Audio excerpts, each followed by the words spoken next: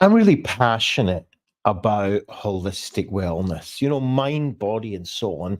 I want to tackle a challenge that you, me, and many adults with or without ADHD face, and that is future time blindness. So what is future time blindness?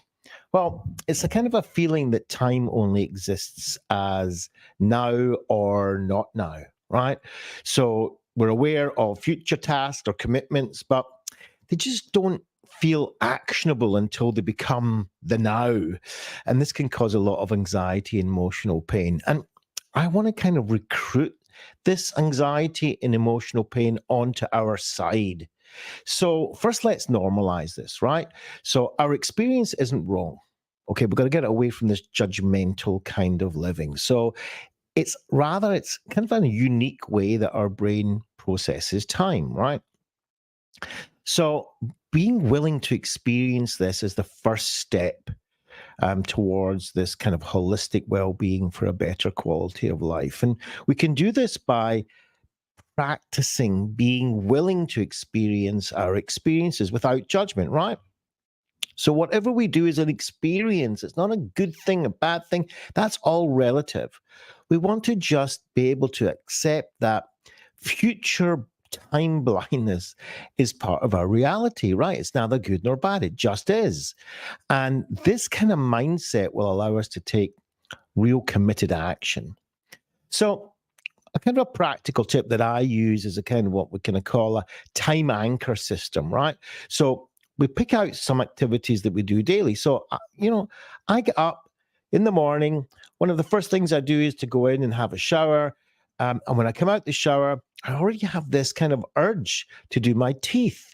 And I do this every day. And then once I've done that, I get into the kitchen and I get this urge to stick the kettle on, right? And if I don't do these things, I get that kind of pain, right? Our body gives out pain, but it's almost like a good pain in a way, right? It's almost in a motivating pain, and that's how our body works, right? It's kind of always triggering and pushing us to do one thing or another, and so we want to have these activities being really useful.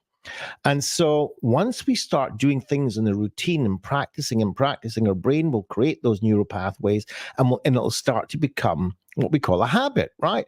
So by attaching or anchoring a future task to an activity, then our brain will be recruited on to kind of motivate us to do it. So for example, every day after breakfast, I'm going to spend 10 minutes on X project, right?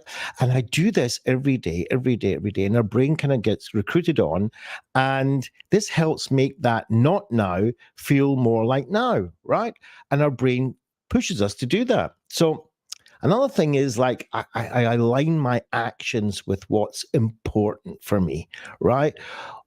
Is my now aligned to what truly matters to me, right? Why am I doing this? What's important about this to me? What will it feel like once I've done it?